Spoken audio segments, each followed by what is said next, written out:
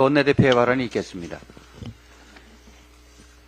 국정조사로 최혜병 순직 사건 수사 외압의 진실을 밝혀내겠습니다. 지난 금요일 우원식 국회의장께서 최혜병 순직 사건에 대한 국정조사 절차에 착수하겠다고 밝히셨습니다. 환영합니다.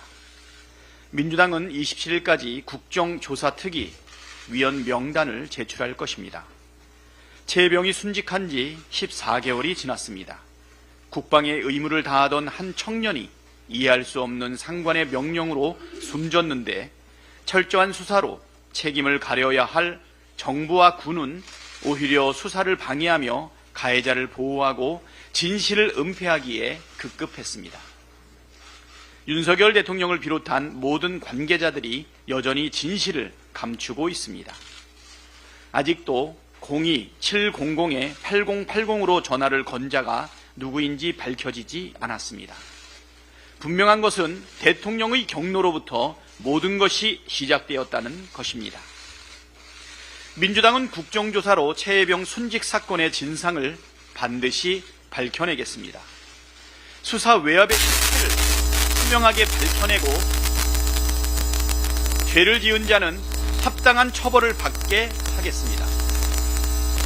전 해병대 수사단장 박정훈 대령은 최후 진술에서 책임이 있으면 우리도 처벌받겠다고 유가족에게 맹세했다.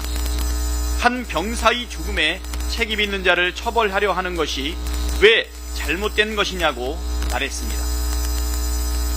그럼에도 국민의힘은 특검과 국정조사를 거부하고 있습니다.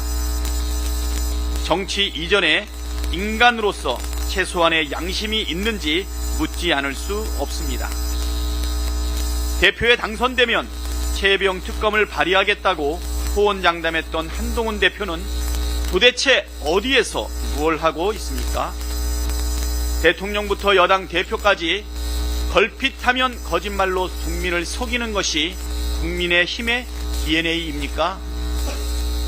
국민의힘은 최혜병 순직 사건 국정조사에 적극 협력하길 바랍니다. 그것이 최혜병과 유가족과 국민에 대한 도리입니다. 희대의 국정농단 의혹 밝혀야 합니다. 명태균이 지난 2022년 9월 창원지검장을 만나 지인의 문제를 해결해 줬다고 주장하는 충격적인 녹취가 공개됐습니다. 명태균이 경찰청장부터 검찰까지 김영선 전 의원에게 충성 맹세를 시켰고 새로 부임한 창원 지검장도 자신 때문에 왔다고 주장하는 녹취도 있습니다. 허풍으로 취급하기엔 그간 검찰의 태도가 석연치 않습니다. 김영선 전 의원에 대한 성관이 고발에도 불구하고 검찰 수사가 수개월째 지지부진했기 때문입니다.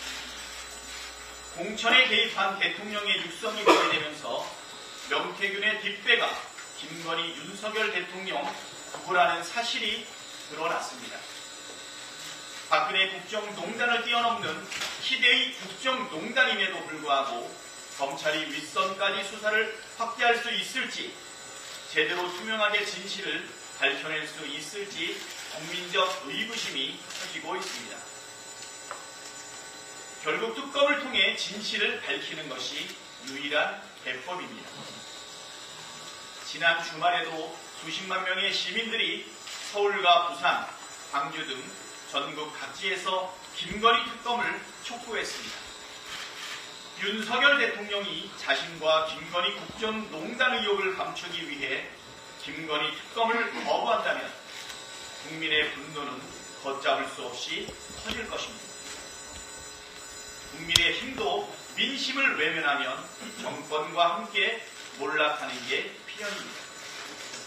특검 수용 외에 이 난국을 해소할 다른 길이 없다는 현실을 자각하기 바랍니다. 다음은 김민석 최고위원의 발언이 있겠습니다. 외교 실패에는 내치 실패보다 100배 1000배 피해 막심에 만회 불가입니다. 뒤통수에 항의조차 못하는 사도광산 외교 실패는 트럼프 2.0 시대 윤석열 외교